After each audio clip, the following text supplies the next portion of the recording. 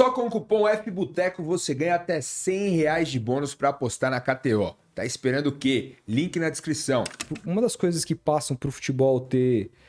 Em termos de qualidade, porque a gente está falando de uma envelopagem que ela é super importante, mas a gente também tem a questão do produto, que é a matéria-prima, que tem ficado... Quando ela é boa, pouco tempo ela fica por aqui. Sim. A gente viu uma mudança muito grande, assim, até mesmo assim, quando a gente olha para os anos 80, os clubes ali poderiam contratar 1, 2, no máximo, brasileiros, ali aquela coisa toda, tanto que o Zico ia para a Udinese, o Júnior ia, né? Era uma coisa meio pingada, assim, você não tinha... Anos 90 já muda um pouco, mas aí depois abre a porteira geral, que no início dos anos 2000 ali, com... A gente viu aí em 2010 a Inter ser campeã da Champions, tem um italiano, né? Sim. É um negócio que, imagina aí, você vê os Palmeiras ser campeão da Libertadores, ser um brasileiro. Impensável. É um negócio meio maluco. Mas, em contrapartida, uma dessas soluções que se busca para corrigir, para melhorar a questão técnica, é uma abertura geral também no que se diz respeito a isso aqui no Brasil. Uma vez que hoje, diante do cenário econômico da América do Sul, a gente está mais forte que os outros países. A gente teve até uma flexibilização agora com a permissão de 7 jogadores. Eram 5, permitiram mais 2. Eu vi muitos pensamentos diferentes. Muita gente mais conservadora falando, não, deixa do jeito que tá, ou no máximo aumenta um pouquinho mais, porque é importante que você dê espaço para a molecada da base.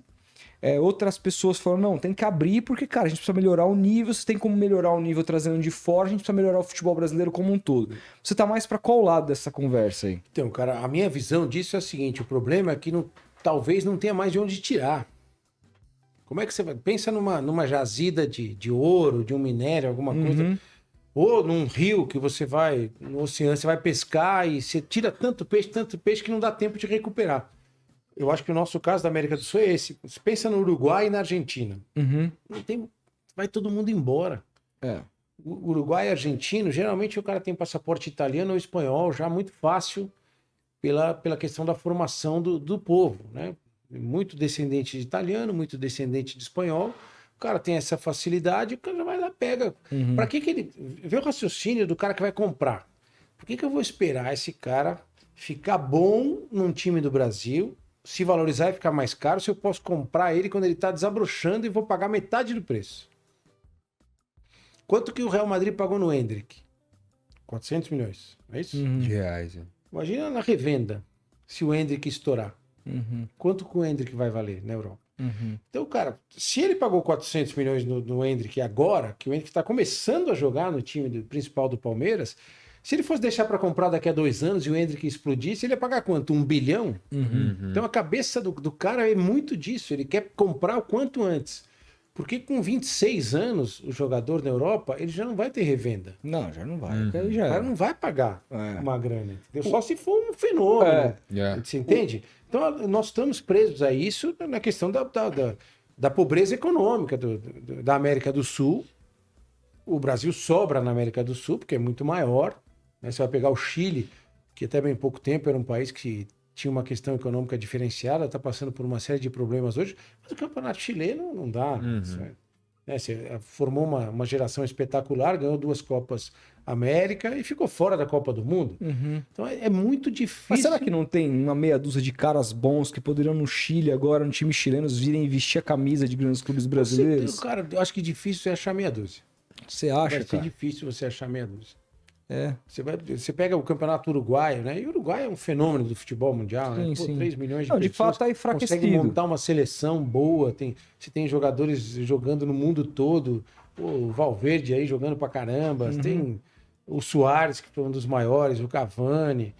Então, como é que o Uruguai ainda consegue fazer isso? Mas o Suárez foi jogar no Nacional no fim da carreira. Sim. Sem dúvida. Essas são coisas que... Mas, por exemplo, o Grêmio trouxe o Carbadio agora do Nacional, que foi eleito muito bom jogador. Você vai achar bons jogadores. Você vai achar, mas não na quantidade que tinha antes. Porque todos esses times... Você tem na Argentina... Eu sou um grande fã do futebol argentino. Eu tenho muitos amigos lá. E um dos meus melhores amigos da vida, o Fernando Oliveira, é um cara que é treinador de futebol lá, trabalha na base, trabalha no Banfield, tudo. E eu fui lá conhecer a base do Banfield uma vez, almocei lá com eles, tudo. E assim, eles já trabalham pensando em vender jogador. O Lanús, o Banfield, esses times todos. E pra Europa. Antes eles vendiam para o River e para o Boca. É isso. Agora eles já vendem direto para a Europa. Porque ele faz uma venda para a Europa, ele garante a sobrevivência do Banfield, do Lanús, por 2 anos, 3 anos. Sim. Com uma venda de um Falaram jogador. que a venda do Flaco Lopes pro Palmeiras garantiu o ano do Lanús. Então, é isso que acontece. Porque você tem o Flamengo e o Palmeiras. O ou de Banfield repente- vendeu o Galo pro São Paulo. Sim. Esses clubes vivem disso. Só que eles não conseguem mais vender para a Argentina. O River e o Boca não estão conseguindo mais comprar. Eles vão vender para o Brasil. O empresário pensa, vou dar uma valorizada nesse cara no Brasil, depois ele vai para a Europa. Se o cara começa a se destacar muito, muito, ele não vai passar pelo Brasil. Ele vai direto para a Europa. Essa é a nossa questão. E hoje ficou barato comprar jogador na Colômbia, no Peru, no Equador, porque o Brasil paga muito mais do que esses mercados pagam. Mas você então flexibilizaria ou não essa regra? Qual que é a sua posição sobre isso? Você não tem opinião formada? Porque até tem coisa que a gente não... Não é que assim, eu mesmo não sei se eu tenho, nenhuma cara. certeza sobre isso. Eu acho que às vezes pode ser ruim. Eu tô mais para achar ruim do que bom. Porque você vai começar a tirar a base. Você vai criar um problema para a base. Só que a base também já está comprando jogador fora do Brasil. Não. Sim. Olha no Santos, o Miguelito aí, o cara é boliviano, cara. É isso, porque o cara vai lá buscar um investimento pensando no quê? Na revenda da Europa, no cara que você pode encaixar na Europa. A gente é exportador de pé de obra, né? Como diz o meu querido Mauro Betti. Não tem jeito. Se não melhorar a economia do país e a economia do futebol, que se a gente for pensar nos clubes grandes do Brasil, a economia do futebol ela é superior à economia do país, né? Você vê, basta ver o que alguns clubes de futebol pagam de salário aqui. Sem dúvida. E voltando numa coisa que você falou, eu lembrei aqui na Copa de 94, talvez tenha sido a última época em que o nosso futebol foi ali, ó, pau a pau com a Europa.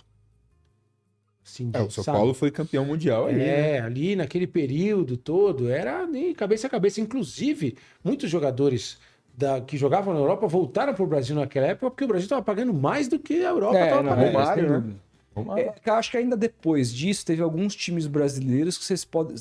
Alguns poucos que podem ser colocados como na sua época, talvez no panteão dos melhores. Por exemplo, quando o Palmeiras vai jogar com o Manchester United na final do Mundial, o Palmeiras jogou muito mais bola. Quando o Vasco foi jogar com o Real Madrid, perdeu também. O Vasco jogou muito mais bola que o Real Madrid aquele dia. Vamos pegar, por exemplo, o Corinthians, campeão de 2000 Mundial, lá do Mundial, primeiro Mundial da FIFA lá. Sim, ali era bem mais parelho. Porra, que timaço do Corinthians. O Edilson fez um gol antológico, metendo o caneta Edilson, no com aquela cara. bola que ele jogava, hoje ele estaria jogando aonde?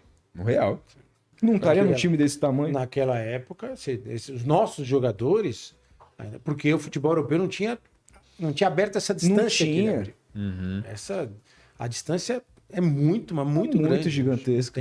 Vai ser difícil encostar. É igual eu vi, não sei quem que eu vi falando, cara, esses dias. Foi o Vampeta, cara. Tava assistindo, deu um corte aí no programa da Jovem Pan, você viu isso aí? As histórias dele são muito boas. Ele falando assim, ele falou, cara, o Flamengo falando pode... Real Madrid pode esperar. O Real Madrid pode esperar, minha hora vai chegar. O Real Madrid mandou só o Marcelo. Não mandou o Kroos.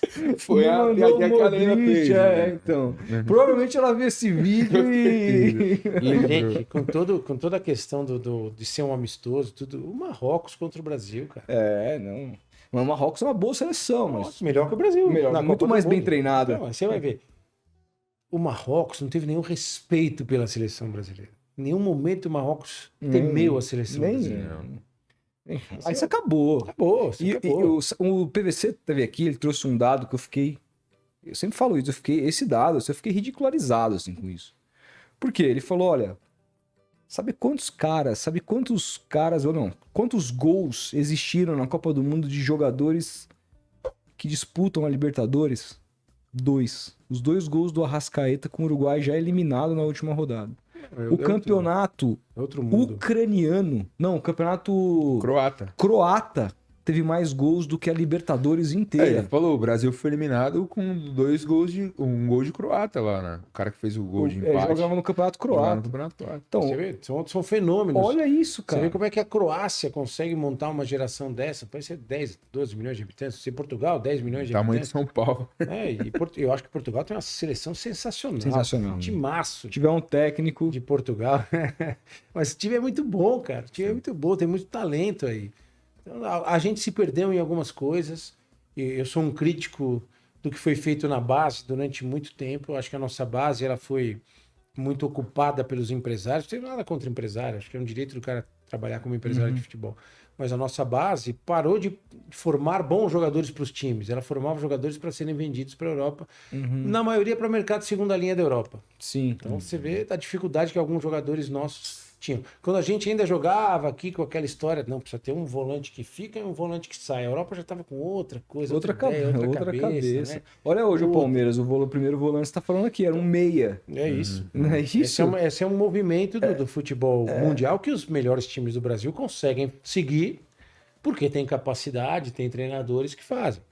Eu acho o Vojvoda, por exemplo, sensacional, cara. Acho que o cara tem do jeito dele de jogar, mais ideia. Você percebe que os jogadores evoluem e tal. Um cara Acho que melhora o muito Kudê é ele. legal. Eu gosto de cara meio Também maluco, gosto, assim. também Cara gosto. muito certinho, assim. Não, acho que o cara tem que ser meio maluco. E essa maluquice gera coisas legais. Essa maluquice Gera. do bem, sabe? Então, só que não adianta a gente sonhar que futebol brasileiro vai ser legal, o campeonato pode ser legal, o campeonato ainda é um evento muito atrativo, mas nós estamos... Cara, sabe a parada da estrela? Você olha para o céu, você está vendo uma estrela que faz não sei quantos bilhões de anos que aquela estrela já morreu. Você está vendo a luz dela, que você está olhando para o passado. Na verdade, você está vendo aquela luz, é o passado. A gente não pode ficar ligado no passado. No nosso